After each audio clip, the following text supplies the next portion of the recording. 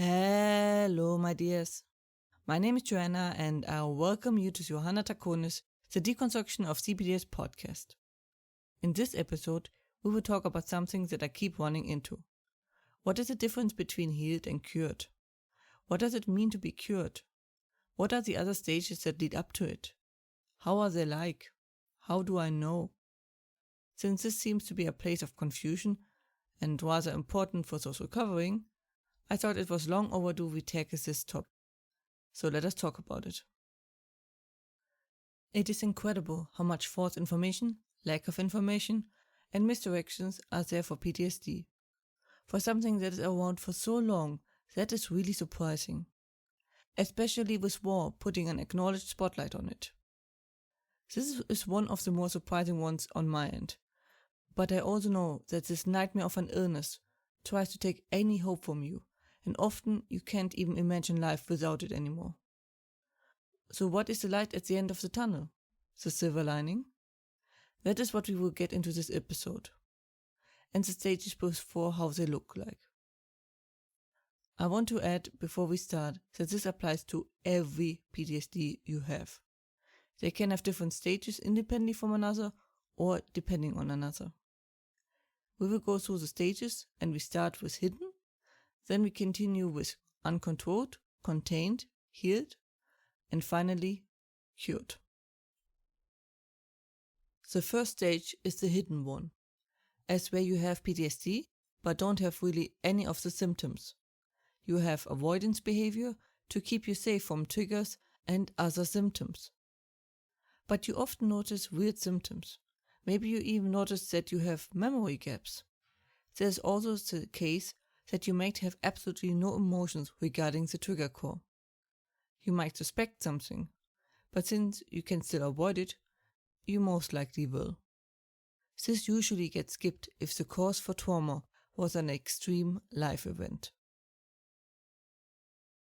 The second stage is that your symptoms are uncontrolled. Usually happens after PTSD fully broke out, which means they happen randomly and you are unable to contain them, and living life is barely possible. Often this leads to more and more of an escalation of these symptoms. It is simply put, the illness without check and bounce, where a healing progression is not really possible without containing the illness first. A therapy tends to make things unstable for a bit and furthers escalation in the uncontrolled stage. It is of utmost importance to control the situation as much as possible, as soon as possible, be it with help from someone else or by yourself. The third stage is that your symptoms are contained. You still got them, but you got it mostly under control.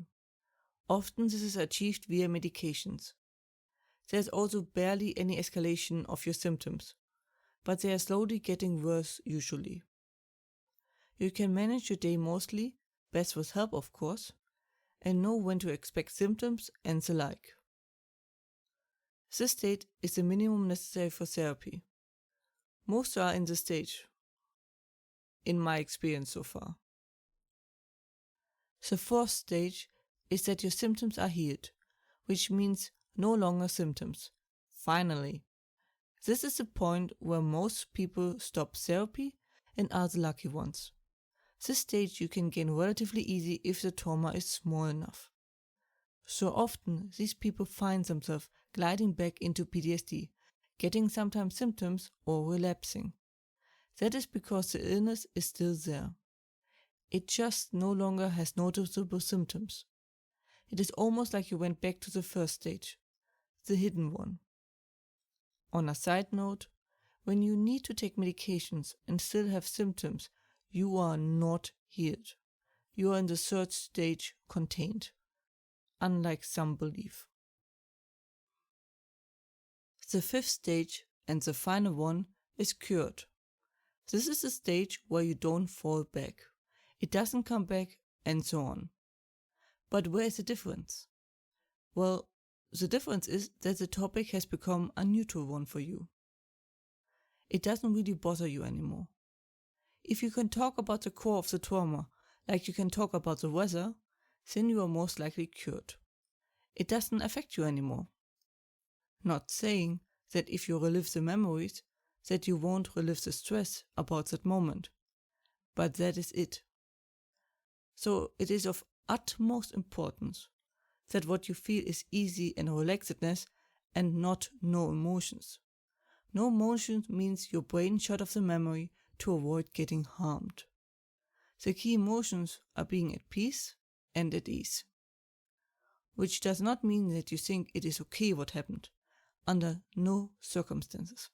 It just means, to put it bluntly, you just don't give a fuck anymore. Similar of how seeing an ex, even if the relationship went badly, shouldn't faze you. Seeing them after many years should just make you go, oh, it's X. Or, if it was a nasty breakup, oh, it's insert name here, X. And then you continue with your life undisturbed.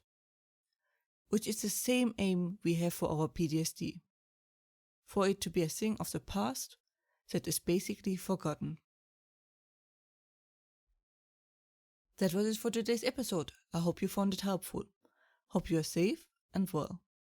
And as always, if you have any questions or feedback and the like, please let me know at contactme@johannadacoins.com. More information and transcript you can find is usually under johannadacoins.com/podcast. Information regarding therapy you can find under johannadacoins.com/therapy, and links are in the description. Hope to see you next time. Watch yourselves and have a wonderful time.